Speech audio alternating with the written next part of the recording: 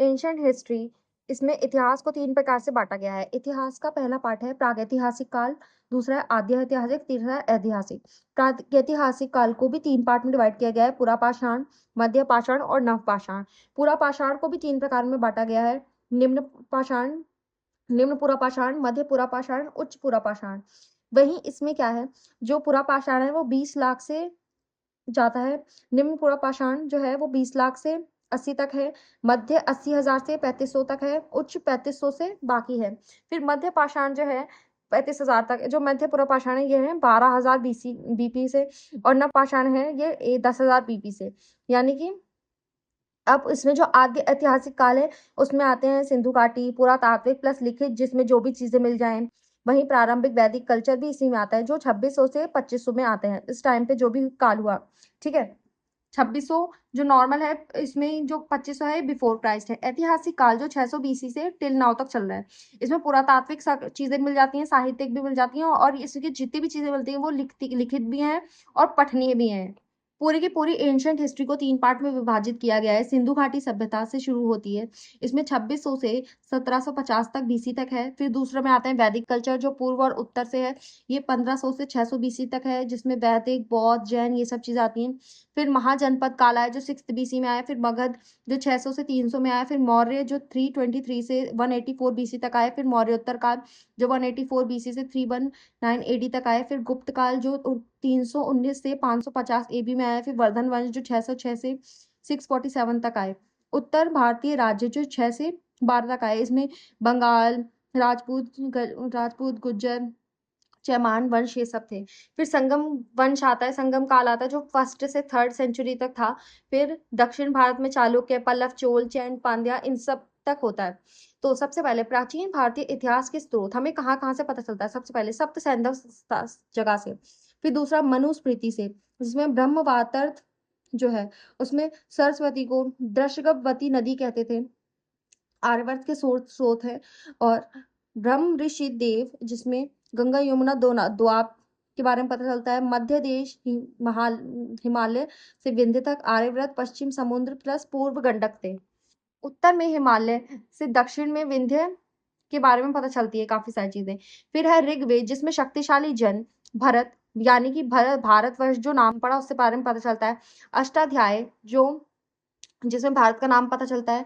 वहीं दुष्यंत के पुत्र जो थे उनका जो नाम था वो भरत था। लोग कहते हैं ऋग्वेद में पता चलता है कि भारत का नाम उसी से भरत पड़ा।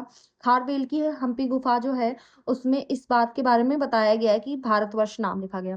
फिर है इंडिया, जिसमें यूनानी, इंडोई, सिंधु को स को ई व ध को ड बोलते थे, इसलिए भारत का नाम इंडस पड़ा और इससे इंडिया वर्ड आया। फिर आया हिंदुस्तान, जिसमें ईरानी स को ह व स्थान को स्थान बोलते थे, इसलिए इसका नाम हिंदुस्तान पड़ा। फिर जेम्स मिल ऐसे दार्शनिक थे जिन्होंने पूरी हिस्ट्री को 3 प्रकार में बांटा। प्राचीन इतिहास हिंदू प्लस मध्य इतिहास मुस्लिम और आधुनिक जिसको ब्रिटिश काल बताया गया। इसके स्रोत है अत्यधिक इंपॉर्टेंट है। पुरातात्विक, जिसमें अलेक्जेंडर कनिंघम ने बताया कि भारतीय पुरातत्व का जनक जिनको बोला जाता है। इन अभिलेख, सिक्के, स्मारक, स्मृति, मूर्तिकाल, चित्र ये सब। फिर साहित्य में धार्मिक ग्रंथ, लौकिक ग्रंथ, यात्रा वृतांत ये सब आते हैं। अभिलेख, इसमें पाषाण, धातु, शिलालेख इस सब के बारे में पता चलता है। इसमें स्तंभ लेख, ताम्र पाषाण, भित्ति लेख ये सब मिलते हैं। तुर्की में एक अभिलेख मिला जिसमें बोगज का कोई का नाम है और वह ये आर्यों का है। इसमें इंद्र, मित्र, वरुण, वैदिक देवताओं, नासत्य के नाम पता चलते हैं। पारसी कोरस, जिसमें पारसी अभिलेख है जो अशोक के प्रमाण देता है। वहीं वहीं इसमें और भी अभिलेख है जो बहुत ज्यादा इंपॉर्टेंट है। नासिक अभिलेख जो है गौतमी, बलश्री, शतकर्णी का। हम्पी गुफा, खारवेल, रुद्रा दमन जो है जूनागढ़ का है, जिसमें मौर्य और गुप्त काल के बारे में पता चलता है। सुदर्शन झील का नाम लिखा हुआ है। प्रयाग प्रशस्ति जो हरिशेर के समुद्रगुप्त द्वारा है। भीतरी स्तंभलेख जो स्कंदगुप्त का है। यशोधर्मन मंदसौर का है। पुलकेशिन सेकंड ऐहोल का है। खजुराहो लेख में चंदेलों का बारे में पता चलता है। वहीं यशोधर्मन मंदसौर, पुलकेशिन सेकंड ऐहोल, मिहिर भोज, ग्वालियर प्रशस्ति, उदयदीप का उदयपुर प्रशस्ति, विजयसीन का देवपाड़ा, कुमारपाल का वारनगर, ध्वंग का खजुराहो अभिलेख जिसमें चंदेलों के बारे में पता चलता है। फिर सेकंड है सिक्के, जिसमें धार्मिक प्लस राजनीतिक, आर्थिक, सांस्कृतिक मोस्ट धातु द्वारा निर्मित है। इसमें प्राचीन सिक्के, आहत सिक्के, चांदी के सिक्के, कृषाण, धन, रत्नाम, निष्क, पुराण थप्पा मारकर पंचमार्क सिक्के के बारे में पता चलता है। हिंदू यूनानी लिपि युक्त सिक्के मिलते हैं जिसमें फिर उस पे चिन्ह है, फिर चेहरा, देवी देवता, राजा, इन सब के बारे में पता चलता है। फिर इसमें मृदभांड आते हैं। भांड में संस्कृत का विभाजन लिखा गया है। स्मारक मूर्तियां, गुप्त काल की मूर्तियां, साहित्यिक स्रोत, धार्मिक, वैदिक साहित्य, महाकाव्य, जैनिक, बौद्धिक, ब्राह्मण ग्रंथ, वेद व्याख्या, गद्य, आरण्यक, उपनिषद, ये सब इसमें आते हैं। फिर आते हैं लौकिक साहित्य जिसमें जैसा है अर्थशास्त्र का कौटिल्य, अष्टाध्यायी पाणिनि, नीतिसार कामगंधर, रत्नगिरी का कलहण कश्मीर के बारे में लिखा गया है। महाभाष्य पतंजलि जो शुंग वंश के थे, गर्ग संहिता ज्योतिष ग्रंथ और हिंदी यवन आक्रमण के बारे में लिखा गया है। मालविका अग्निमित्र जो कालिदास ने लिखी, स्वप्नदास दत्ता भास ने लिखी है गुप्त काल में। बहुचरित्र बौद्ध धर्म का रामायण जो अश्वघोष ने लिखा। हर्षचरित्र बाण भट्ट हर्षवर्धन के बारे में पता चलता है। गुरु वहो जो कत्तिपराज कन्नौज के राजा थे।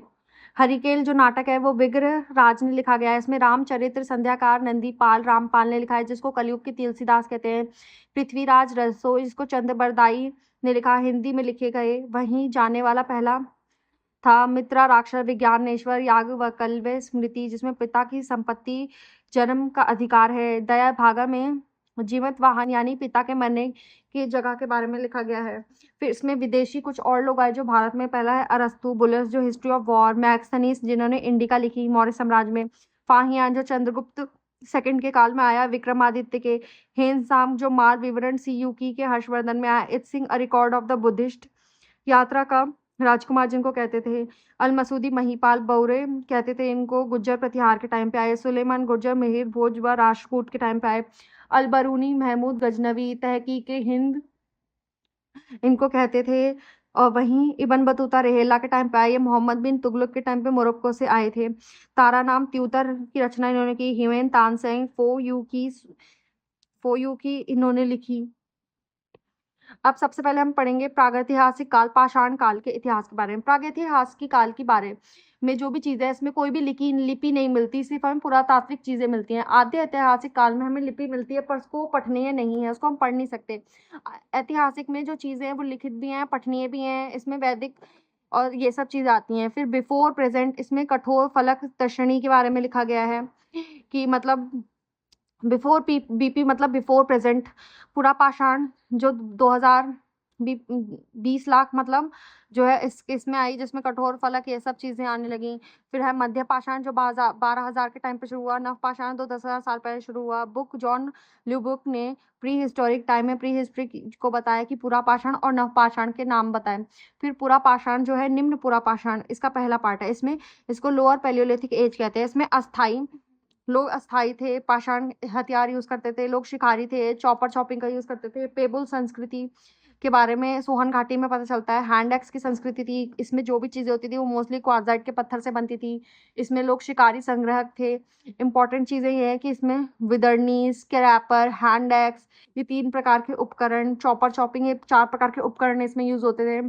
फिर पल्लवल्लम में तमिलनाडु पहला स्थल था जहाँ पे ब्रशवुड का हस्तकुठार मिला जो ऑस्ट्रोपैथिलिकस का था। अब ये भारत का मैप है, इसमें वो जगहें जो पूरा पाषाण में थी। यह है सोहन घाटी, लिद्दर नदी, सिरसा नदी घाटी, व्यास नदी, बेलन घाटी, बिरजापुर क्षेत्र, भीमबेटका, रामपुरा, जोगपुरा, हंसगी, रगनगुट्टा, पेसौरा, सिंगरौली, हथनौरा जिसमें पहला जीवाश्म है मानव का जो नर्मदा घाटी के पास था। कुरनूल की गुफा में यहाँ पे पहली बार आके साक्ष्य मिले गुंडुन में। वहीं पूरा पाषाण जो मध्य पूरा पाषाण था वो 80,000 बिफोर क्राइस्ट में आया। इसमें भी है बेलन घाटी में, इसमें बहुत सारे अवशेष मिले। प्रवरा नदी की घाटी जिसमें जेस्पर, फ्लिंट, चर्ट का उपयोग होने लग गया। हथियार फलक ब्लेड टाइप के होने लग गए जो कम नुकीले थे।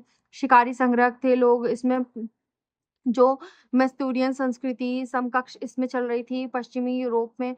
वहीं भारत की ये जगह थी जो इसमें आती हैं जैसे बे रोज राजस्थान और हिमाचल प्रदेश का व्यास वैनगंगा ऐसा।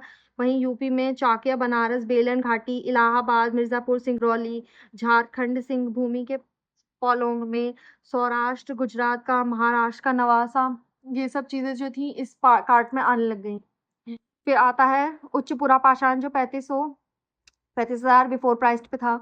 वहीं जलवायु पर प्रदूषण इसमें होने लगा, इसमें शुष्कता बढ़ने लग गई, जलवायु प्रदूषण ही जलवायु परिवर्तन होने लग गया, पाषाण उद्योग स्थल बने, आधुनिक होमो सैपियंस का उदय हुआ, उपकरण चेंज होने लग गए, लोग चाकू, फलक, हिंदुक, स्क्रैपर, छोटे छोटे शार्प ऑब्जेक्ट्स बनाने लग गए, खाद्य संग्रहक बन गए, यूपी के बेलन घाटी, सोन घाटी, भीमबेटका, रामपुरा, जो झारखंड का सिंहभूम, इनाम गांव और भदेन पढ़ने, अरुणाचल प्रदेश का कुंडूल गुफा, रेणुगट्टा, पुष्कर, राजस्थान, ये सब पार्ट इस जगह में आने लगे। फिर आता है मध्य पाषाण काल, जिसको मेसोलिथिक एज बोलते हैं। इसमें हास ब्रॉस्टेक ने 1866 में इस वर्ड को नाम दिया। C.R. क्लाइकल ने बताया कि इसमें टूलों की खोज की, विंध्य लघु पाषाण उपकरण यहाँ पे पता ही चले। यहाँ पे जो उपकरण थे वो धीरे धीरे छोटे होने लग गए। वहीं शिकार तकनीकी परिवर्तन में हुए, इसमें नौका की खोज हुई, बड़े जीव प्लस छोटे जीव का शिकार होने लग गया। टूल इसमें ब्लेड, स्क्रैपर्स, यूरियन, डिबूक, चंद्रिका, बेधक, हड्डी, सिंह, उपकरण, ज्यामिति की बनी चीजें, अस्थि मिली, दफनाने की प्रक्रिया शुरू हो गई। यहाँ सूक्ष्म पाषाण यूज होते थे। राजस्थान के बागौर बिगेस्ट जो स्थान मिला यहाँ का, यूपी में 30 से प्लस जगह मिली यहाँ पे। टूल्स थे, दिलवाड़ा दो चरण चरण में थे। यहाँ चाक निर्मित बर्तन, सूक्ष्म औजार, गुजरात के लंगना 14 महान मानव के कंकाल भी मिले। ये इसकी इंपॉर्टेंट जगह है, जैसे बागौर, चौपानी मांडो, भीमबेटका, आदमगढ़, नागार्जुन कोंडा, चूल्हे, यहाँ पे चूल्हे मिले हैं। टेरी स्थल, नर्मदा, मद्रास, केरल, लिंगनाज, टेरी, ड्यूटकी, ये सब जगह थी इसकी। फिर नवपाषाण काल आया जो 10,000 BC में आया। इसमें सुविधाजनक हथियार यूज होने लगे, वसूली, छेनी, हथौड़ा, पॉलिश चीजें, हथियार बनने लग गए, शिकार प्लस निर्माण होने लग गया, कृषि स्टार्ट हो गई, पशुपालन स्टार्ट हो गया, जो इंसान खाद्य उपभोक्ता हो गए, उपभोक्ता थे वो उत्पादक बन गए, बर्तन का विकास हुआ, चाक निर्मित बर्तन बनने लगे, शिल्पीकरण में है, गढ़ में 1000 से ज्यादा उद्योग की जगहें मिली। BC में साक्ष्य प्लस हड़प्पा के चीजें मिली, उदाहरण की चीजें भी कुछ कुछ मिलने लग गई। लहुरा देव में संत कबीर नगर था जिसमें चावल के साक्ष्य मिले, सबसे पहले जौ उगाया गया वहां पे। फिर मोतली गंगा की घाटी थी, मानव, कुत्ता वगैरह इन सबको गर्त आवास में मिलने लगे जो कि बुरझूम में मिले। फिर गुफा कराल में कुम्हार की गुफा मिली। मेहरगढ़ एक ऐसी जगह है जहाँ पे गेहूं के प्रमाण मिले, बकरी के साथ इंसान को दबाया गया वो सब मिला। मयूरभंज में पॉलिश कुल्हाड़ी प्लस इसमें पंच की हड्डी उपकरण मिले पशु के। वहीं इसमें बेलन घाटी, मेहरगढ़, बेलन घाटी, चिरांद ये सब मिले। नागार्जुन कोंडा, वहीं यहाँ पे डाउजली, रस्सी, मृदभांड, चित्रकारी, पेयम पल्ली में काले बर्तन, पॉलिश हथियार, अग्नि के पके बर्तन, ये सब मिले। फिर आता है ताम्र पाषाण युग, जो कि ये हड़प्पा से मृतकों को जलाकर इसमें कलश वगैरह ये सब कुछ कुछ चीजें इसमें पता चलती हैं। वहीं क्या है, ये लोग ग्रामीण थे, पुनर्जन्म में विश्वास रखते थे, ताम्र पाषाण के लोग। इसमें नव पाषाण का विभाजन भी दिखाया जाता है जो कि मृद भांड और गैर मृद भांड का था। इसमें कांस्य थे, पहले लोग मिट्टी की चीजें यूज करते थे, फिर इंसान तांबे पे आया, फिर इंसान कांस्य पे आया, फिर इंसान लोहे पे आया। तो पहले हम ताम्र पाषाण के बारे में जाएंगे, फिर कांस्य यानी कि सिंधु घाटी, और फिर उसके बाद लोहा, फिर तांबा, जिसको ताम्रयोगिन बोलते हैं। इसमें लोहे और लोह का यूज होता था। कांसे में तांबा टिन मिलाकर इसको बनाया जाता था। सबसे बड़ी साइट इसकी दहमाबाद है। तांबा मेसोपोटामिया द्वारा यहाँ पे लाया जाता था। वह कृषि व उत्पादन इसका बहुत ज्यादा होता था, व्यापारिक चीजों में यूज होता था। ये कहाँ कहाँ पे इसकी जगह मिलती है, सबसे पहला है बालाथल, चित्तौड़, राजस्थान, आहार, गुलबंद, कायथा, ये जितने भी कल्चर्स है ये सब कास्ट इसमें आते हैं। दक्षिण पूर्वी स्थान में इसके करंट में है। सिनौली में तांबे का रथ मिला है। इसको जो आहार था इसको तंबावती कहते थे। आहार को मोज धातु क्योंकि यहाँ पे थी। सिंधु घाटी में कुल्ली, नाल, ये बलूचिस्तान से मिले। सोती, जोब, जो राजस्थान और बलूचिस्तान के स्थान थे, ये सब संस्कृतियां यहाँ पे पाई जाती हैं। ताम्र सबसे बड़ा इनाम गांव, यहाँ पे ताम्र चीजों का सबसे बड़ा चीज तो जिसमें इनाम गांव था। यहाँ पे सबसे ज्यादा विकसित जो था वो जॉर्वे था और सबसे बड़ा इनाम गांव था। वहीं आहार संस्कृति जो राजस्थान के उदयपुर के बनास नदी के पास थी। गिलुंदी राजस्थान के चित्तौड़ में थी। पक्की ईंटों के यहाँ पे चूल्हे वगैरह की चीजें मिली। बालाथल जो लाल और काले तंदूर यहाँ पे मिले। राजस्थान की मृदभांड मिले। MP में मालवा कल्चर था। मालवा संस्कृति, कायथा, एरन, नगदा, नवदा टोली, महाशपा, ये जितने भी स्थान है सब यहाँ के बीच के स्थान है, जो कि देखो यहाँ पे नगदा, कायथा, महेश्वर, नवदा टोली, ये सब पार्ट इसमें आते हैं। और वहीं कायथा में घड़े के 40,000 मन के मिले। एरन में हाथी दांत मानव की मूर्तियां मिली। इसमें सबसे ज्यादा किस्म के अनाज मिले नवदा टोली में। पश्चिम में महाराष्ट्र में क्या हुआ, नासिक, जौरवे, नेवसा, जंदारी, दहमाबाद थे। इसमें जौरवे में प्रवरा नदी घाटी थी। सोना धातु मिलता था। मोल सबसे ज्यादा विकसित। कलशावदान थे। पूर्वी भारत में चिरान, बिहार, सोनपुर, वेस्ट बंगाल, मणिपुर और पाठुर, राजदीबड़ी ये सब जितनी भी जगह थी, इस सब के बारे में पता चलता है। गंगा, यमुना, दोआब में बिठूर, ग्योर और ओसीपी वाले बर्तन मिलते हैं। वहीं लोह युगीन इसमें लोहे के निर्मित सारी चीजें मिलने लगी। भारत में 1000 बीसी से उत्तर वैदिक काल में ये सब चीजें मिलने लगी। मृत भांड जो पीजीडब्ल्यू जो चित्रित धूसर मृत भांड कहे जाते थे, ये उपकरण इन सब के बारे में पता चलता है। काले मृत भांड, सोने, भद्र, राजनाल, कटिल, वहीं प्रयागराज, झांसी, नगदा, एरन, एमपी में, राजस्थान में नो, काले, लाल मृदभांड, मास्की, ब्रजगिरी, कुर्नूल, इन सब के बारे में पता चलता है। महापाषाणिक संस्कृति जो कि 1200 से 300 ईस्वी में आई, इसमें मोस्टली साउथ में थे। नव पाषाण काल के बाद शवाधान का एक विशिष्ट तरीका सामने आया। मृतकों को अवशेषों को बचाए रखना, वह टेबल रखी, पत्थर छत्र का आकार देना, इसमें बुर्ज होम इसमें दक्षिण में आते हैं। ये कितने प्रकार के थे, जैसे डोलोमन जिसमें 2 पत्थर रखे, एक ऊपर रखना, मनही जो 1 पत्थर रखना, और कर्णव्रत जिसमें एक चीज बीच में शव को रखे चारों तरफ लाइन बनाना। मानव विकास क्रम में रामापैथिकस, ऑस्ट्रोपिथिकस, होमो इरेक्टस, नियरडेंथल, होमो सैपियंस, ये सब आए। इन सब के काल के बारे में पता चलता है। होमो इरेक्टस से इंसान खड़ा होना शुरू हो गया था। ब्रशफुट ब्रशफुट ने हस्त कुठार के बारे में बताया। पहला पुरा पाषाणिक स्थल जो होमो इरेक्टस व एस्ट्रोलियन श्रेणी का हस्त कुठार था। सिंधु घाटी सभ्यता जो कांस्य युगीन सभ्यता थी, जो कि 2600 से 1500 के टाइम पे आई। 1921 में से 22 में पाकिस्तान के पंजाब में सिंध इलाके में जॉन मार्शल रखलदास व जॉन मार्शल के नेतृत्व में रखलदास और दयाराम साहनी के अधीन हड़प्पा और मोहनजोदड़ो 1992 तुरंत कार्य किए गए। सरस्वती सिंधु सरस्वती कल्चर जो रेडियो कार्बन तिथि के द्वारा पता किया कि उस टाइम की जितनी भी चीजें थी वो 2350 व 1750 बीसी के बीच में थी। ये 3 चरण में था। पाक हड़प्पा सभ्यता, मध्य हड़प्पा सभ्यता और परिपक्व हड़प्पा सभ्यता। सिंधु घाटी सभ्यता के सबसे पहले इसमें कपास उगाया गया। इसका एरिया था इतना 12,99,600। ये ट्रायंगल शेप में था और पूरे उपमहाद्वीप में फैला हुआ था। ये इसमें भारत, पाकिस्तान, अफगानिस्तान की जगह थी। भारत से पंजाब, हरियाणा, गुजरात, पाकिस्तान से बलूचिस्तान, पंजाब, सिंध, अफगानिस्तान से जम्मू कश्मीर, उपमहाद्वीप उत्तर प्रदेश और महाराष्ट्र। ये मांडा से देमाबाद तक फैला हुआ था और सुतन कोटोर बलूचिस्तान से यूपी तक फैला हुआ था। यहाँ से यहाँ तक ये 1400 था और यहाँ से 1600 किलोमीटर था। हड़प्पा सभ्यता के स्थल में आता है रोपण, हड़प्पा यहाँ पे है, बनावली, कालीबंगा, कोट दीजी, मोहनजोदड़ो, चूहनदड़ो, धोलावीरा, सुरकोटदा, लोथल, रंगपुर, देसलपुर। यहाँ की लिपि चित्रात्मक और भावनात्मक थी। मोहनजोदड़ो पाकिस्तान में मृतकों का टीला कहा जाता है। इसको रखलदास के द्वारा ढूंढा गया और हड़प्पा को सबसे पहले जिसको दयाराम साहनी ने ढूंढा। वहीं इसमें मोहनजोदड़ो में स्नानागार, कांस्य की नीति, सती कपड़ा व सूती कपड़ा, अन्नाघर, पुरोहित आवास, एक सींग वाला पशु, ये सब मिलते हैं। चूहनदड़ो आज के टाइम पे पाकिस्तान में, जहाँ पे मनका बनाने का कारखाना, वहीं बिल्ली का पे बिल्ली का पीछा करते हुए कुत्ता के ईंट बने सौंदर्य का समान है। वहीं कांसे की गाड़ी, वृत्ताकार ईंट भी दिखी गई हैं। लोथल जो बहुत ज्यादा विशाल थी, सिंगबोर्ड इसमें था। इसमें गुजरात के इसमें भोगावो और साबरमती नदी के पास था। फिर गोदीवाड़ा वृत्ताकार, चौकोर, वहीं मोहरे, चावल का समय, घोड़े की नृत्य मूर्तियां, युवाल, शवाधान, ये सब मिलते हैं। कालीबंगा राजस्थान में था जो घग्गर नदी के पास था। इसमें काली चूड़ियां, जुते हुए खेत, भूकंप, अग्निकुंड, ये सब चीजों के बारे में पता चलता है। हरियाणा जो बनावली मिट्टी का खिलौना इसमें मिला है।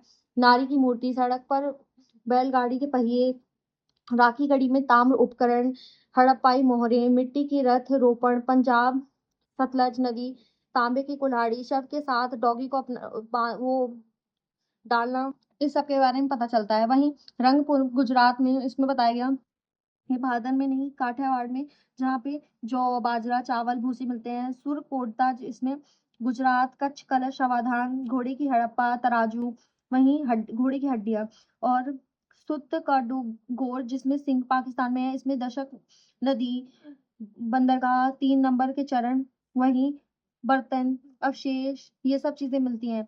और इसमें फिर इसमें सुत काठेर, इसमें सिंधु घाटी सभ्यता के दशक नदी के बारे में, बंदरगाह, इसमें तीनों चरण की चीजें, बर्तन अवशेष, कुठार, हरियाणा, चांदी के 2 मुकुट, टेराकोटा, ये सब मिले हैं। सिंधु घाटी सभ्यता में नगर नियोजन प्रणाली कैसी थी? हड़प्पा, मोहनजोदड़ो, कालीबंगा, इसमें स्पष्ट नियोजन प्रणाली मिलती है। इंडियन वैली सिविलाइजेशन में सती प्रथा के प्रमाण ओनली लोथर और कालीबंगा में मिलते हैं। रोपड़ में मानव को कुत्ते के साथ अपनाने के प्रमाण मिलते हैं। यहाँ पे पक्की ईंटें, भवन, सड़क, तालाब, कुआं, ग्रिड प्रणाली, जो जितनी जगह सड़कें थी वो एक दूसरे को 90 के उस पे काटती थी। 2 स्तरीय विभाजन था, सड़क, जल निकासी, भवन निर्माण, ईंटें, प्रमुख इमारतें, ये सब था। नगर द्विस्तरीय विभाजन था, जिसमें पश्चिम टीला जो था वो छोटा था, कम था, प्रशासनिक भवन के जैसा था, दुर्ग था और प्राचीर से घिरे हुए होते थे। पूर्वी टीला जो बड़ा होता था, ज्यादा लोग इसमें रहते थे, समान जनता निचला था। चूहनदड़ों में प्राचीर बिल्कुल भी नहीं मिलती। कालीबंगा में दुर्ग और निचला दोनों प्राचीर से घिरे हुए हैं। धौलागिरी में तीनों भाग उच्च, मध्य, निम्न, तीनों तीनों अलग प्राचीर से घिरे हुए हैं। बनावली दुर्ग, इसमें नगर सेम प्राचीर से है। दुर्ग अन्य पे घिरा होता था, प्राचीर इसमें पता चलता है। वहीं मोहनजोदड़ो 9 से 15 मील तक इसमें सड़क है, इसमें लॉन्गेस्ट सड़कें हैं। जल निकासी में नालियां, नलियां और पक्की ईंटें, गहरी ईंटें, ये सब चीजें मिलती थी। कालीबंगा में लकड़ी की नाली मिली है। भवन निर्माण विशिष्ट में योजना के हिसाब से बनाए जाते थे कि आंगन बीच में होता था, उसके बाद चारों तरफ इधर घर बनाए जाते थे, रूम्स होते थे। 2 से 3 मंजिल के घर होते थे। निचली मंजिल की जमीन में खिड़की नहीं होती थी। ईंटें इसमें 1:2:4 में होती थी। चिनाई में इंग्लिश बॉन्ड विधि का यूज किया जाता था। अन्ना का इसमें हड़प्पा, मोहनजोदड़ो, लोथड़, कालीबंगा में अन्य घर मिले हैं। ओनली लोथन के दरवाजे मुख्य सड़क पर घिरते खुलते थे, बाकी की जितने भी सड़कें थी वो सब पीछे वाले सड़क पे खुलती थी। मोहनजोदड़ो अन्नाघर दुर्ग में ईंट का अन्नाघर, हड़प्पा, मोहनजोदड़ो, कालीबंगा में मिलता है। मोहनजोदड़ो में विशाल स्नान घर थे, तालाब थे, कुआं थे, जल निकासी के किनारे, रूम्स, अग्निकुंड थे। सप्त सैंधव सभ्यता का समाज एवं संस्कृति। समाज कैसा था? यहाँ पे सैंधव का समाज कैसा था? समाज परिवार था। इसमें मृत सत्तात्मक थे, विद्वान पुरोहित थे, व्यापारी वर्ग, योद्धा, शिल्पकार, 4 वर्ग, खान, सर्वोपरि, वस्त्र, सूत्री, हड्डी, सुइयां, स्वर्ण, तांबा, कांस्य, हाथी, आक्रमण, चौपड़, शतरंज, पासा, नृत्य, शिकार, जूनी कच्छकरण, विशाल स्टेडियम्स वगैरह मिलते थे। शासक कोई इसमें योद्धा नहीं था। कृषि पशुपालन में कालीबंगा में जुते हुए खेत के बारे में पता चलता है। चौलिस्तान और मिट्टी के हल, गेहूं, जौ, मटर, ये सब उगाए गए। धौलावीरा में शैल जलकुंड था। कुत्ता, बिल्ली, भैंस, सुअर, ऊबड़ वाला बैल, ये सब मिलते हैं। गायें इसमें नहीं मिलती। शिल्प उद्योग में वस्त्र उद्योग, सूती उद्योग, ये सब थे। चाक निर्मित बर्तन थे। खिलौने, मिट्टी, मृदभांड, कांसे, चांदी, सोना। चूहनदड़ों में मनिका कारखाना, सेल खड़ी, ये सब के बारे में पता चलता है। व्यापार एवं वाणिज्य में आंतरिक व्यापार किया जाता था। पशुपति की मोहर, बाघ, हाथी, गैंडा, सिंह, 2 पैरों वाली डियर, इन सब के बारे में पता चलता है। इसकी ट्रिक है, ट्रिक दर आरबी। और इसमें बाह्य व्यापार होता था, सिक्कों नहीं थे। हड़प्पा, मोहनजोदड़ो में व्यापारिक क्षेत्र थे, वस्तु विनिमय की प्रणाली होती, मोहरों का प्रयोग होता था, सड़क मार्ग से जल मार्ग तक होता था। विदेशी व्यापार अफगानिस्तान, मध्य Asia, Iran, Iraq, Bahrain, Mesopotamia, यहाँ से किया जाता था। जो सोना था वो कर्नाटक से केल्लोर टू अफगानिस्तान जाता था। तांबा ईरान, अफगान, राजस्थान, खेजड़ी से आता था। टिन अफगानिस्तान, ईरान से। पत्थर लार्ज बृहद मणि अफगानिस्तान से। फिरोजा मणि ईरान से। सीसा राजस्थान प्लस पारस से। कोठिया शंश ये दक्षिण भारत, सौराष्ट्र से।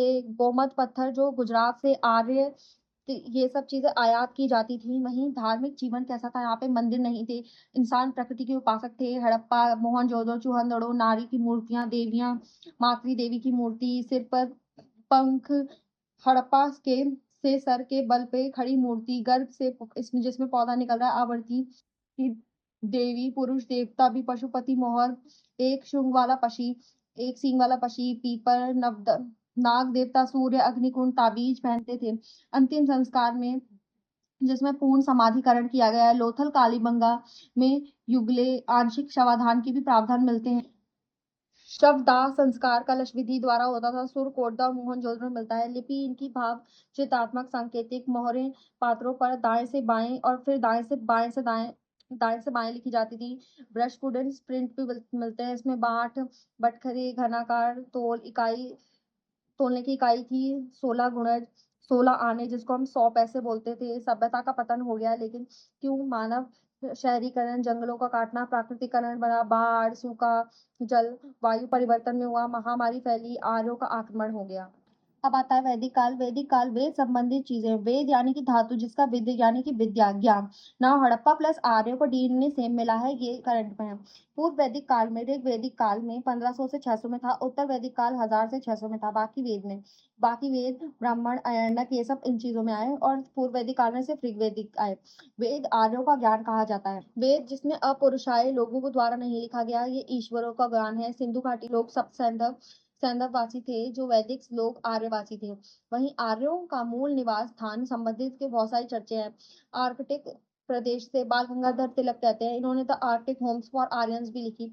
ऋग्वैदिक के सूक्त जो दीर्घकालिक अरसा व सुमेरु पर्वत, जहाँ पे 6 माह रात और 6 माह दिन होता है, ये बताता है कि जो आर्य थे वो आर्कटिक क्षेत्र से आए।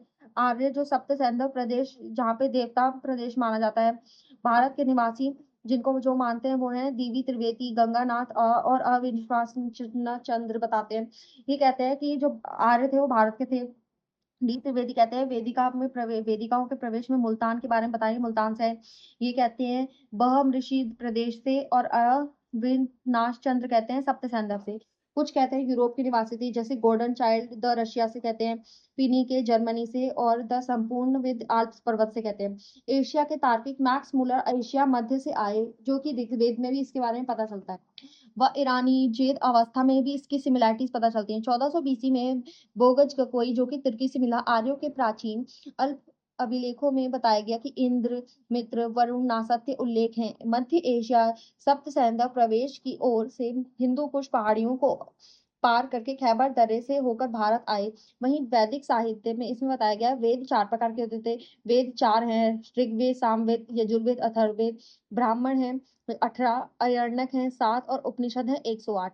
वहीं इसमें वेद, ब्राह्मण, अरण्यक, उपनिषद के बारे में लिखा गया है। वेद जो थे ऋग्वेद, जिसके ब्राह्मण थे ऐतरेय और कौशिक कर्य। इसके आयर्नक भी ये सेम ही थे, ये ऐतरेय और कौशिक थे। और वहीं अस्तोत्मा भी इसी का भाग है। वहीं जो यजुर्वेद है, इसके ब्राह्मण थे शतपथ और तैत्तरीय। इसके भी आरण्यक सेम थे, शतपथ और तैत्तरीय, प्लस इसमें एक बृहदारण्य ये भी इसमें आ जाता है। वहीं इसमें सामवेद जो थे, इसमें पंचावेश, षडवंश, जैमिनीय, ये 3 इसके ब्राह्मण थे। वहीं इसके अयर्णक थे जैमिनीय और छांदेय। इसके अथर्ववेद में इसके ब्राह्मण थे गोपंथ। वहीं इसके कोई भी आरण्यक नहीं थे। जो ऋग्वेद, सामवेद, यजुर्वेद, इन सब के क्या है, उपनिषद के बारे में पढ़ते हैं। ऋग्वेद के उपनिषद थे ऐतरेय और कोटिपज्य। यजुर्वेद थे इनके यजुर्वेद के उपनिषद थे बृहदारण्यक और तैत्तरीय, और ये काफी सारे थे। सामवेद हैं छांदोग्य और केन, और अथर्ववेद के उपनिषद हैं प्रश्नोपनिषद और मांडुक्य और मांडोक्य उपनिषद। वेद मूल सूक्त के फॉर्मूले इसके बारे में बताया गया है। वेद जो है जिसमें पूरी चीजें बन लिखी गई हैं। ब्राह्मण जो है वो वेदों की व्याख्या, जिसको हमें गद्य शैली में लिखे गए हैं। आयर्णक हैं, इनको सारांश करके और भी इसका गद्यांश का भी सारांश किया गया है, जो जंगल के दर्शनों में लिखे गए। उपनिषद यानी कि वेदांत, जिनको सारांश गुरु के समीप बैठकर लिखा गया। ऋग्वेद काल में 2 प्रकार के ग्रंथ होते थे, श्रुति ग्रंथ और संकल्प। श्रुति ग्रंथ जो होते थे, जो कि सुने गए। संकल्प में कृष्ण देवराय, वेद व्यास जिन्होंने बताया। इसमें प्रथमा 3 प्रकार के वेद बताए, जिसको वेदयत्री बोलते हैं। आर्य ने बताया, जैसे ऋग्वेद, यजुर्वेद, सामवेद। चौथा वेद जो है, जिसको अनार्य वेद कहते हैं, कि जो आर्य ने नहीं लिखा, वो है आर्यवेद, अथर्ववेद। वहीं भाषा इसकी संस्कृत लिपि और ब्रह्मी उसमें है। ऋग्वेद के बारे में, इसमें छंद व चरण प्राचीनतम वेद है। इसको 1500 से 1000 बीसी में सप्त सैंधव प्रदेश में लिखा गया। इसमें 10 मंडल है, 1 से 10 मंडल बहुत ज्यादा, सबसे ज्यादा नवीनतम है। 2 से 7 जो है वो सबसे ज्यादा पुराने हैं। इसमें वंश मंडल, गुरु मंडल के बारे में लिखा गया है, और जो मोस्ट 8 और 9 बचे वो मिश्रित कालखंड के हैं। इसमें 1028 सूक्त है, और 10,580 मंडल है। इसमें मंडल जो है इंपॉर्टेंट कौन से हैं, तीसरे मंडल में विश्वामित्र प्रथम धर्म गुरु की संज्ञा दी गई, इनके बारे में है। रचित गायत्री मंत्र है, इसमें स्वयं को संबंती को समर्पित है, और सावित्री देवी को समर्पित है। अनार्यों को आर्यों के लिए इसको गाते थे। 4 मंडल हैं, इसमें कृषि प्रथाओं, वामदेव यंत्रों के बारे में लिखा गया है। 7 मंडल में ऋषि, वहीं विशिष्टि, प्रसिद्ध दशराज यज्ञ, इन सब के बारे में, 10 राज्य युद्ध के बारे में ये सब लिखा हुआ। नवम में सामदेव, जिसमें 114 सूक्त सामदेव के बारे में लिखे गए हैं। दशम में श्रद्धा, नासद्य, नदी, सूर्य, पुरुष, विवाह, इन सब के बारे में लिखा गया है। देवता, इसमें इंद्र के बारे में 250 बार लिखा गया है ऋग्वेद में। अग्नि के बारे में 200 के बारे में, सोम के बारे में 114 बार, विष्णु के बारे में 100 बार, वरुण के बारे में 30 बार, पिता के बारे में 335 बार, जन के बारे में 275 बार, गाय के बारे में 176 बार, विष के बारे में 170 के बार, विद्युत के बारे में 122 बार, कृषि के बारे में 33 बार, गंगा के बारे में 1 बार, यमुना के बारे में 3 बार, पृथ्वी के बारे में 1 बार। इस पूरे में सबसे ज्यादा बार पिता का नाम लिया गया है। वहीं चंपक जो है, ये यजुर्वेद है, ये गद्य और पद्य में है। यज्ञ कर्म कांड मंत्रों का पाठ वाला है। इसमें कृष्ण यजुर्वेद गद्य में और शुक्ल यजुर्वेद ये पद्य में लिखा गया है। सामवेद, जिसमें संगीत, भारतीय संगीत शास्त्र के पिता बोले जाते हैं, जिसको ऋग्वेद मंत्र का ज्ञान का संकल्प है। इसमें पठन वाला गीता के उपदेश है। वहीं श्री कृष्ण ने इसमें खुद को साम भी बोला है। वहीं अथर्ववेद में जादू, दृष्टवा, वहीं अथर्व ऋषि अंगसिरिस्व, वहीं इसमें ऋषि मंत्र, लौकिक जीवन रिलेटेड, टोना टोटका, रोग निवारक, अंधविश्वास, पुरोहित, ब्रह्म, मगध व अंग, अयोध्या के बारे में उल्लेख मिलता है। वहीं इसमें मांडुक्य में सृष्टि की उत्पत्ति, मांडव्योपनिषद में सत्यमेव जयते के बारे में पता चलता है। वैदिक काल, जानती यानी कि खेती की लकीर को सीता कहते थे। ऋग्वेदिक काल जो 1500 से 1000 ईसा में आया, इसका स्रोत था ऋग्वेद। इसमें पुरातात्विक व साहित्य के बारे में बोक जकोई जो अभिलेख है, जो उसके बारे में ओसीडी और पीजीडब्ल्यू के बारे में पता चलता है। बोक जकोई जो तुर्की में मिला था।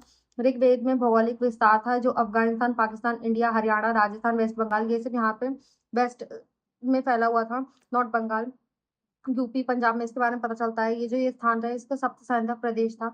सप्तसैंधव नदी यहाँ पे बहती थी। पारुणी नदी, रावी, विस्तरता, झेलम, अश्विनी, चिनाब, विपाशा, ब्यास, सरस्वती मोस्ट पवित्र नदियों में से एक थी। इसकी राजनीति कैसी थी? यहाँ पे कबीलाई थे, यहाँ पे अनु, ब्रहु, पुरु, यदु, तुरस कबीले थे। यहाँ पे पंचजन्य थे। इनकी बड़ी इकाई को जन कहा जाता था, छोटी इकाई को कुल कहा जाता था। मोस्ट बिग को पिता, पितृसत्तात्मक थे। वहीं इसमें ग्राम का प्रमुख ग्रामीणी होता था, जिसको जो सुरक्षा भी करता था। विष को विषपति कहते थे, जो विष मिलाता था। वहीं जन को राजन यानी कि गोपत्य जनस्य कहते थे। राजन जो होते थे वो चयनित होते थे, चुने जाते थे, कर्तव्य रक्षा करते थे, जन व धन की रक्षा करते थे। धन, इसमें गाय को कहा गया है। सहयोगी संस्थाएं में सभा बृहजन न्याय देती थी, और इसमें स्त्रियां भी होती थी। समिति, जिसमें राजा का निर्वाचन होता था। इसमें सर्वसाधारण, इसमें जब निर्वाचन में स्त्रियां भाग नहीं लेती थी। विदित, जिसको पुरोहित कहते थे, जिसमें धार्मिक स्त्री इसमें भी काम करती थी। वहीं प्लेस, इसमें पुरोहित वर्ग में धार्मिक में पुरुष प्लस स्त्री दोनों होते थे। दश राजस्य, इसमें युद्ध में 7 मंडल ऋग्वेद आए। 33वें संयुक्त में वर्णन किया गया है। युद्ध पारुणी नदी में था। भरत जन वर्सेस 10 राज का युद्ध देखने को मिलता है। 10 राजा और पंचजन्य में प्लस 5 लघु जन्य थे। इसमें विशिष्ट वर्सेस विश्वामित्र माना गया है। ऋग्वेदिक काल का सामाजिक जीवन था। इसमें परिवार, मुखिया, पिता, बड़ा भाई और पूरा समाज था, पितृ सत्तात्मक होता था। ऋग्वेदिक काल का सामाजिक जीवन कैसा होता था? इसमें मुखिया, पिता, बड़ा भाई, संयुक्त परिवार, स्त्रियों की दशा सम्मानजनक होती थी। पुत्र प्लस स्त्री दोनों को यज्ञोपवीत संस्कार होता था। ऋग्वेद में अनेक विदुषी भी थे। राजनीति में आर्यों का दास कहा गया। में वर्ण विवाह में नहीं होता था। स्त्रियां विवाह के मामले में स्वतंत्र थी। विदाई, समझ, दहेज, इसमें वर्ण आधारित में कर्म वर्ण चेंज हो गए थे। जन्म आधारित जाति व्यवस्था, जन्म नॉन चेंजेबल था। ब्राह्मण, क्षत्रिय, वैश्य, शूद्र ऋग्वेद का 10वां मंडल के लास्ट में लिखा गया है। लास्ट में शूद्र वर्ग जोड़ा गया, जो बलि का मतलब टैक्स होता था, और ये इच्छा अनुसार कुछ भी टैक्स इसमें दे सकते थे। परिधान वस्त्र, जो उसमें सूती, ऊनी, मृग, चमक होते थे, गंधार में भेजे जाते थे। नीति वधु वस्त्र होती थी, कमर के नीचे लोग कपड़े पहनते थे। फासस में उतरेई कमर के ऊपर पहनते थे। अधिवसास में अधि शरीर के ऊपर में ढकने वाले का वस्त्र होते थे। मनोरंजन, रथ दौड़, पासा, जुआ, नृत्य, शिकार मनोरंजन के साधन थे। अर्थव्यवस्था ग्रामीण थी। कृषि से संबंधित थी। कार्य पशुपालन, स्थानीय व्यवसाय द्वितीय था। यहाँ पे मुख्य पशुपालन था। यहाँ पे अश्व का 215 बार उल्लेख मिलता है। गाय बहुत ज्यादा इंपॉर्टेंट थी। ऋग्वेद में 4 मंडल में कृषि की 4 प्रक्रियाओं के बारे में बताया गया है। एक स्पेंजर, जिसमें खुद सच्चाई होती थी, वही द्वारा होती थी। वहीं फसल में यव यानी कि जौ को बोला गया है। शिल्प व्यवसाय, तक्षा, कर्मा, चरमकार, स्वर्णकार, वाह, इन सब के बारे में पता चलता है। पानी व्यापारी लोग पानी व्यापार वर्ड यूज किया गया व्यापार के लिए। निष्क सोने निर्मित जो से मतलब नॉर्मल टाइप है वो जो चेंज मीडियम में होते थे। देवी देवताएं में सबसे पहले इंपॉर्टेंट थे सोम देवता, जो कि है पेय पदार्थ आनंद के देवता भी कहे जाते थे। मारुजा जो तूफान के देवता थे। पांजन्य जो वर्षा के देवता थे। रुद्र को रुद्रात कहते थे। पशुअन पशु के देवता थे। यम मृत्यु के देवता थे। अश्विनी जो कि नासत्य थे। और धौंस आकाश के देवता थे। देवियां पृथ्वी, अरण्य, वन देवी उषा, प्रातः काल, सिंधु नदी, अदिति माँ देवी, माता की माँ, देवता की माँ कही जाती थी। अदिति को इला का आराधना, वहां पुरोमिधि उर्वरता की देवी थी। उत्तर वैदिक काल जो 1000 से 600 में आया, इसमें परिवर्तन होने लगे। समय परिवर्तनकारी हो गया। धार्मिक, सामाजिक, राजनीतिक, कबीलाई संरचना में स्थायी ग्रामीण संरचना होने लगी। कभी कृषि मुख्य व्यवसाय बन गया। कृषि मुख्य व्यवसायी वर्ण व्यवस्था में जटिलता आ गई। जाति व्यवस्था बहुत ज्यादा कॉम्प्लेक्स हो गई। धार्मिक कर्मकांड बढ़ते जा रहे थे। इच्छा की पूर्ति के लिए क्षेत्रीय राज्यों का उदय होने लग गया। इसका कारण था लोहा।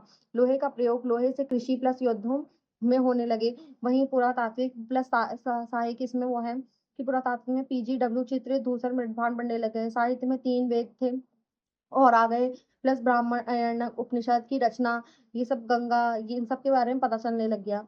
वहीं इसमें NBPW उत्तरी काले मृदभांड तक्षशिला टू बिहार में फैल गए। वहीं यूपी, पूर्वी यूपी में भी मिलते हैं। भौगोलिक विस्तार का पूर्व वैदिक सप्तसैंधव में उत्तर वैदिक काल के बारे में, ये शतपथ ब्रह्मदत्ता द्वारा आए और पश्चिम से पूर्व तक फैले। वहीं सादी नगरा तक बढ़े। यह विदेही माधव की कथा में लिखा गया है। सरस्वती में रहते थे। वहीं इन्होंने वेश्वानगर आग्नेय मुख्य में धारण कर के धृत का नाम लिया। पूर्व और गंडक सादी सदा नीरा बढ़ी। शतपथ में नर्मदा का उल्लेख मिलता है, जिसको रेवा बोला जाता था। उत्तर वैदिक काल में राजनीतिक संगठन, इसमें ऋग्वैदिक से बड़ी इकाइयों को जन बोला जाता था। और 9 जन मिला मिला के इसमें कुरु प्लस भरत प्लस पुरु जनपद, फिर सबसे बड़े को महाजनपद बोला गया। त्रिवी, वही तंजपुर, पंचाल, ये सब थे। राजा अनुवांशिक होने लग गया। जनता इनको नहीं चुनने लग गई। राजस्व यज्ञ करवा रहे हो। पुरोहितों का पर यजुर्वेद में उच्च पदाधिकारी बड़े को रत्नी कहते थे। राजा स्वयं न्याय करने लगा। सभा समाप्त हो गई। राजा सुप्रीम कोर्ट का काम करने लग गया। कर बली बन गया। वहीं इसमें नियमित व अनिवार्य कर दिया गया और वह ये वैश्यों द्वारा लिया जाता था। विश्व मता राजा वैश्य उत्पादक वर्ग होते थे। वहीं सभापति बंद, समिति बंद कर दी गई। स्त्रियों की दशा बहुत ज्यादा बिगड़ गई। बलियों का अनिवार्य टैक्स कर दिया। पुरोहित को राजगुरु कहते थे। सेनानी सेनापति बन गए। ग्रामीणी ग्राम का प्रधान। सूत रथ सेना का नायक। महर्षि पटरानी भाग दू जो कर एकीकृत करके संग्रहित करते थे। पालागल विदूषक थे। संग्रहक वाहक थे। रथकार रथ बनाने वाले तक्षा बढ़ई थे।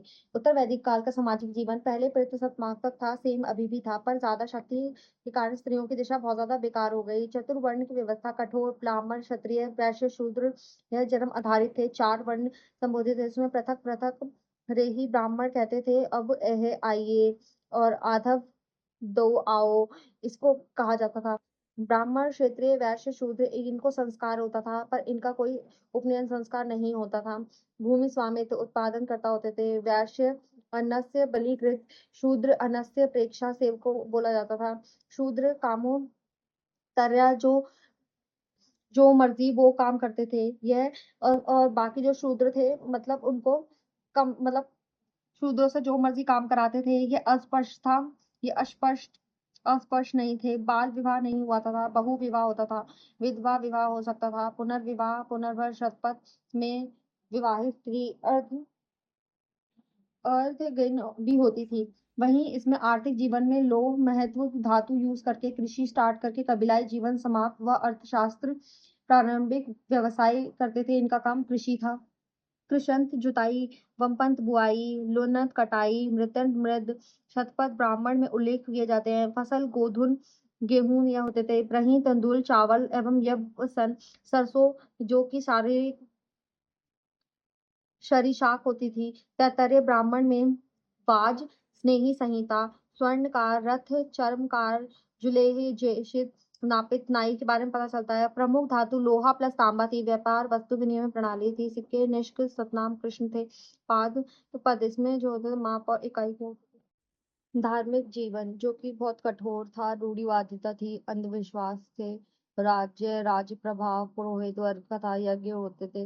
राजस्व यज्ञ जो राजा के राज्य अभिषेक के टाइम पे होता था। वाजपेयी यज्ञ जो शारीरिक शक्ति के लिए होता था। अश्वमेध यज्ञ राज्य विस्तार के लिए होता था। पुरुष मेघ यज्ञ अग्नि सोम अग्निस्तोभ यज्ञ जो 11 पशु की बलि दी जाती थी। स्तोत्रामणि जो इंद्र को प्रसन्न करने के लिए किया जाता था। मृतस्य गोपा वरुण ब्राह्मण नियम के रक्षकों के लिए किया जाता था। 16 महाजनपद जो कि 6वीं शताब्दी में आए, इसके स्रोत है बुद्ध के अंगुत्तर निकाय महावस्तु में भी 16 जनपद का उल्लेख मिलता है। भगवती सूत्र में भी जैन ग्रंथ है, उसमें भी महाजनपदों का उल्लेख मिलता है। यहाँ कंबोज थे, गांधार, कुरु, पांचाल, शुरुसेना, मत्स्य, वत्स्य, अवंती, चैंत्या, अश्मक, यहाँ पे मल्ल, काशी, मगध, अंग, वृज्जी यहाँ यहाँ तक पाए जाते थे। काशी जो काशी की राजधानी वाराणसी थी, जिसको वरुणा और अस्सी की नदी के टाइम पे बोला जाता था। शासक ब्रह्मदत्त थे, वह कौशल को ले लिया ने कौशल नरेश, बाद में कौशल छीनी बने। अर्थवेद में इसका उल्लेख मिलता है। कौशल आज के टाइम पे इसको अयोध्या मंडल कहते हैं। जो सारस्वती की जिसकी राजधानी थी उत्तर दक्षिण कौशल की राजधानी सांकेतिक अयोध्या। कौशल का मगध काशी से के लिए संघर्ष था। अंग जो पूर्वी राज्य चंपा राजधानी थी पुराणों में चंपा को मालिनी कहा गया है। अजात शत्रु पहले उपराजा थे। मगध जो राजधानी राजगृह बाद में पाटलिपुत्र बनी। शासक बिंबिसार यह सुरक्षित राजधानी थी, बहुत शक्तिशाली थी। अश्मक यह एकमात्र जनपद था जो दक्षिणी गोदावरी तट आंध्र प्रदेश के पास था। राजधानी कोटल थी। अश्मक अवंती संघर्ष व अवंती को इसने जीत लिया था। चेदी यह बुंदेलखंड से थी, इनकी राजधानी सुषुप्मती थी। वतस्य जो प्रयागराज राजधानी कौशाम्बी राजा उदयन की थी। कुरु इसमें मेरठ दिल्ली हरियाणा राजनीति इंद्रप्रस्थ कौरव के राजा बुद्ध काल में थे। पांचाल बरेली राजधानी अहिल छत्र उत्तरी पांचाल दक्षिणी राजधानी इसकी कंपीपल्य थी। शुरू सेन जो मथुरा की इसमें राजधानी थी। अवंती यहाँ के शासक थे। मत्स्य विराटनगर इनकी राजधानी थी। अवंती राजधानी इसकी दो थी, उज्जमनी उत्तर में और महेश्वती दक्षिण में। गांधार जो पाकिस्तान के पास थे, राजधानी तक्षशिला थी और कोवुसती इसके राजा थे। कंबोज जिसमें हाथ तथा राजपुर इसकी दो राजधानी थी, जम्मू कश्मीर और पश्चिम जगापी। वज्जी वैशाली की राजधानी थी। संघ इसमें 8 कुलों का संघ था, गणराज्य था। मल्ल भी गणराज्य था जो कि कुशीनगर पावा की राजधानी थी। इसमें मल्ल और वज्जी दो ऐसे स्थान थे जो कि गणराज्य थे। मगध का उदय उल्लेख इसका अर्थ वेद में मिलता है जो किरीट नाम से ऋग्वेद में लिखा गया है। शासक इसके बृहदत्त से जारासंघ थे। जैन बौद्ध के अनुसार हर्यक व शक्तिशाली राज्य विस्तार की नीति अपनाता था। सफलता का कारण था भौगोलिक कारण। राजनीतिक गिरिडीह व पाटलिपुत्र पहाड़ी में था। वह नदी द्वारा घिरा था। मगध के चारों ओर जंगल जंगल के संसाधन थे। लोहे की खानें थी। योग्य व शक्तिशाली शासक थे। उपजाऊ क्षेत्र जलोढ़ मिट्टी थी। परिवहन सड़क नदी इत्यादि थी। हर्यंक वंश जिसमें सबसे संस्थापक थे बिंबिसार, फिर अजातशत्रु, फिर उदयन और उसके बाद अभिरुद्ध, मंडक, नाग दशक, अंतिम ये सब। तो सबसे पहले जो बिंबिसार थे वो 544 से 492 बीसी तक संस्थापक रहे। संस्थापक श्रेणी नाम था इनका। राज्य विस्तारवादी थे। बौद्ध काल के समकालीन थे। ये हिंसा ना करते थे, वैवाहिक नीति को अपनाते थे। लिच्छवियों की छेलना बेटी से शादी की और ने प्रसेनजीत की बहन महाकौशला काशी प्राप्त मिला। फिर क्षमा मद्र से पंजाब मिला। अवंती व गंधार मित्रवत व्यवहार करते थे। अंग पर सैन्य अभियान चला के अजातशत्रु को अपराजा बना। धार्मिक सहिष्णु शासक थे। इन्होंने वेडुपन बिहार बौद्धि गिफ्ट में दिया था। वही पुत्र अजातशत्रु ने इनको कैद कर लिया था। फिर उसके बाद अजातशत्रु जो 492 से 460 ईस्वी में बने, जिनको पितृहंता भी बोला जाता है। ये कुटिक नाम था इनका। कौशल वज्जी मल्ल से संघर्ष किया इनने। कौशल नरेश ने काशी ले लिया और अजातशत्रु ने काशी दोबारा से पुनः जीत लिया। दोबारा काशी को जीता। कौशल राजा ने इनको बंदी बना लिया अजातशत्रु को। वज्जी वैशाली लिच्छवी विनय पिटक व लिच्छवी मगध के लूटा व गंगा नदी में महत्वपूर्ण खनिजों व खानों व वज्जी वर्सेस मगध में इनकी बातें हुई। वह चेलना के दो पुत्र हल्ल व वेहल बिंबिसार की मृत्यु के बाद रत्न ले गए, न लौटाने से चेतन की लड़ाई हुई। हथियार महान शिला कंटक व रथमूसल, यह बौद्ध का अनुयायी थे। बुद्ध की मृत्यु हुई, वह प्रथम बौद्ध संगति हुई 483 में बीसी में, और राजगृह में वह स्तूप निर्माण कराया गया। राजगृह में फिर उसके बाद उज्जैन, जो पाटलिपुत्र इन्होंने बसाया। अजातशत्रु उनका पिता मारा गया। वह हरियंक का अंतिम शासक थे। नाग दशक की हत्या सेनापति शिशुनाग ने कर दी थी। फिर उसके बाद शिशुनाग वंश आया, जो कि 1412 से 344 बीसी तक रहा। क्षत्रिय पुराणों व महावंश लिच्छवियों द्वारा अवंती आक्रमण, मगध विस्तार, वध से राजा विजय विशाली की राजधानी थी। कालाशोक उसके बाद आया, जिन्होंने 394 से 360 बीसी तक काम किया, जो काकड़ वर्ण पुराण में मिलता है। पुनः पाटलिपुत्र को मगध राजधानी कालाशोक समय में किए। वही द्वितीय विसंगति हुई, जो कि 383 बीसी में हुई, जहां महापद्मा नदी नद के को चाकू मार डाला। नंदीवर्धन भी जीत लिया। फिर उसके बाद 344 से 324 में नंद वंश का प्रथम शुंग वंश था। इसमें महापद्मा नंद वंश में महापदोमन, इनको धनानंद ये लास्ट थे, जो कि क्षत्रियों को समाप्त करना चाहते थे, जिसके कारण इनको उग्रसेन कहा गया। इनकी विशाल सेना हुआ करती थी। कलिंग के खारवेल हम्पी गुफा अभिलेख में नंदराज के ने नहर बनवाई व जीन की प्रतिमा लगाई। वहीं 8 पुत्र भी हुए इनके। फिर धनानंद आए, जो संपत्ति के धनी थे, हर किसी का पर हुक्म चलाते थे। विदेशी आक्रमण, इस टाइम पे सिकंदर आए भारत में। चंद्रगुप्त का उदय हुआ, चाणक्य मिलने आ गए, आक्रमण का प्लान बनाया। वह सिकंदर बनाने गए कि सिकंदर आया है, लेकिन चाणक्य विष्णुगुप्त इनको चंद्रगुप्त मौर्य ने नंद वंश का नाश कर दिया। इसके बाद से फिर मौर्य वंश आया। धार्मिक आंदोलन 6वीं शताब्दी में के कारण वैदिक धर्म 1660 में 1500 से 600 में तथा चला। वह फिर 900 साल तक चला। धार्मिक वैदिक कर्म जटिल हो गए। पुरोहित, मध्यस्थ, गोदान, हिंसा, पशु बलि, मृत्यु पश्चात कर्मकांड, अत्याचार, ये सब बढ़ गए। समाज में सामाजिक असमानता, जातिवाद, महिला अशिक्षा, अभाव, कुरीतियां बढ़ने लग गई। आर्थिक में द्वितीय नगरीय क्रांति आई, जिसमें टाइम में सामाजिक आर्थिक व्यवस्था, उत्पादन, अभिषेक प्रणाली, व्यापार, उद्योग, वाणिज्य, सूद, ऋण, जन्म पर धर्म के खिलाफ ऋण वगैरह था, जो धर्म के खिलाफ था, लोन वगैरह। कृषि में प्रॉब्लम्स हो गई, क्योंकि पशु बलि दी जाने लगी। राजनीति में ब्राह्मण व क्षत्रियों में भेद, वैश्य टैक्स लगने लग गया। वहीं क्षत्रिय पुरोहित विवाद होने लग गया, जिसकी वजह से 6वीं शताब्दी ईसा पूर्व में सांप्रदायिकता की चीजें भड़की। वहीं दीर्घ निकाय के ब्रह्मजाल में इसके सूत्र में 62 संप्रदाय व सूत्र कृतांग 368 प्रवर्तकों व संप्रदाय का उल्लेख। मोस्ट पीपल लाइक बुद्ध व जैन थे। वहीं निगठनाथ पंथ जो थे वो महावीर थे। पुरकन पस्य अक्रियावादी कर्म न को नहीं मानते थे। मखखली गौशाल महावीर के शिष्य, जो कि अजीवक थे। स्वरूप इनका सुधारवादी था, अतिवादी था और अतिवादी विहीन और वेदवाद के विरोधी था। ब्राह्मण ब्राह्मण पुरोहित को के प्रभुत्व का खंडन व जाति प्रथा का खंडन, अहिंसा, बल, कृषि उत्पाद, वाणिज्य का समर्थन करते थे। अब आता है जैन ग्रंथ, जिसमें 24 तीर्थंकर थे। प्रथम तीर्थंकर ऋषभदेव थे। 24वें तीर्थंकर महावीर स्वामी थे और 23वें पार्श्वनाथ थे।